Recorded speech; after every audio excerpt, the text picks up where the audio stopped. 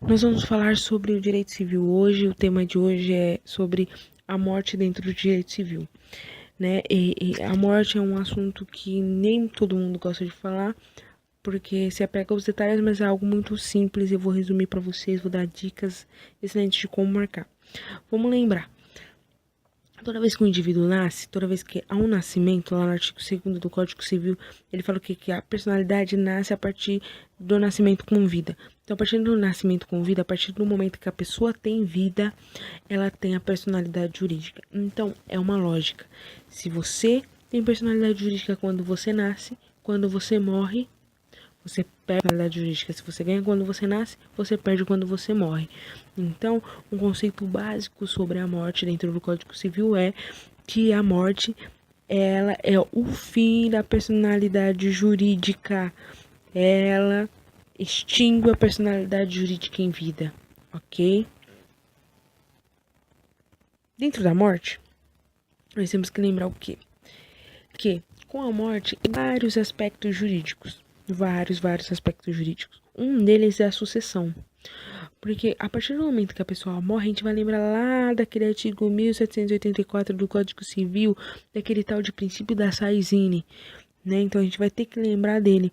Vai lembrar o quê? Que o patrimônio do morto vai se transferir desde logo aos herdeiros.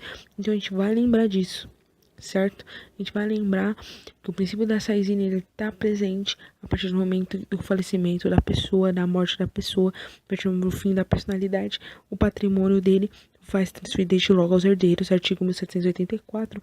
Vamos lembrar também que é a extinção do contrato de prestação de serviço e a extinção do contrato de comodato, 607 e 668 do Código Civil. Ou seja, a extinção de contrato e de mandato, uma vez que a pessoa está morta, ela não consegue ali, né, cumprir o contrato de prestação de serviço e muito menos exercer seu mandato ou que outra pessoa exerça sobre ele, uma vez que a sua vontade já não é mais ali prevista por ele, uma vez que ele já não está mais em vida.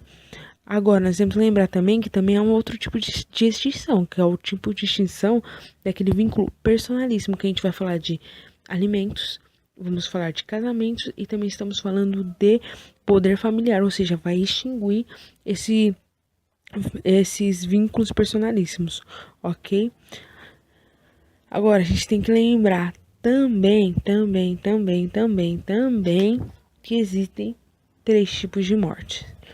Morte real, morte presumida e a comoriense. Então a gente tem que lembrar que dentro da morte presumida existem 2 tipos de declaração de ausência. Um que é sem e outro que é com. Então a morte presumida ela pode ser com declaração de ausência e sem declaração de ausência. Então nós vamos lá. Morte real é aquela morte em que há um cadáver, que há um legista, que você sabe do que a pessoa morreu, por que a pessoa morreu e dar todas as causas da morte e tudo que aconteceu. Então essa é uma morte real. A morte presumida ela vai se distinguir ali em 2 fases, que é a sem declaração e a com declaração de ausência. A sem declaração a gente sabe que a pessoa foi para um lugar, ou está dentro de um avião, ou foi sequestrada, ou está em guerra, né? É um soldado, está em guerra, lutando na guerra. Então a gente sabe que aquela pessoa vai e tem possibilidade dessa pessoa não voltar mais. Então, é uma morte presumida sem declaração de ausência, porque você tem certeza de que se a pessoa não voltou, a pessoa está morta porque estava em situação de perigo. Então, essa é a morte presumida sem declaração de ausência. Agora, com a declaração de ausência, a gente percebe que a pessoa sai da sua casa, ela tá andando na sua casa, ela não avisa ninguém que ela saiu, e ela também não deixa ninguém para te representar. Ou seja, a pessoa saiu, não quer saber de ninguém, foi embora passear e não voltou mais. Então, ninguém sabe onde a pessoa tá, como é que ela tá, se ela tá viva, se ela tá morta, se ela quer sumir da família, se ela vai voltar um dia, ninguém sabe.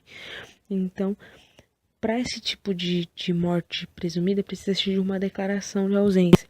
Essa declaração ela acontece em 3 fases. Uma declaração de ausência, que é a primeira fase, que vai ser nomeado um curador, certo?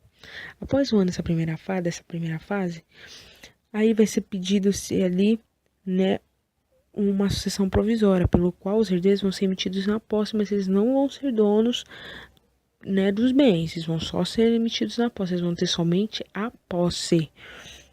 Passados-se 10 anos, vamos para a terceira fase. Depois de 10 anos, pode ser pedido a sucessão definitiva, ok? Depois de 10 anos, passados-se da segunda fase da emissão da posse, passados-se 10 anos, pode-se pedir a sucessão definitiva, ok?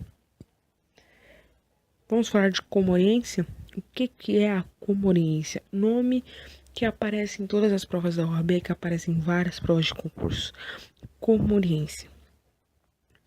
Comoriência é uma morte simultânea, beleza? E como é que vai acontecer essa morte simultânea? Geralmente acontece acidente de avião, acidente de carro,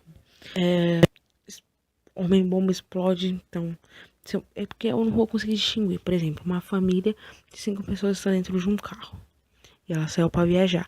Então eu não vou conseguir distinguir que aquela pessoa, a mãe, o pai, o tio da pessoa, por exemplo, morreram um a meio-dia, o outro 1 hora da tarde, o outro às 2, o outro às 6 da tarde. Então eu não consigo distinguir isso. Então presume-se que todos morreram no mesmo horário, todos morreram no mesmo dia, no mesmo acidente, às 11 horas da manhã. Então é uma morte simultânea. E essa morte simultânea só acontece quando tem mais de uma pessoa, ok? Então é isso, pessoal. Obrigado pela atenção, deixe seu like, compartilhe. Muito obrigada mesmo. Né? Ajude o canal a crescer e muito obrigada.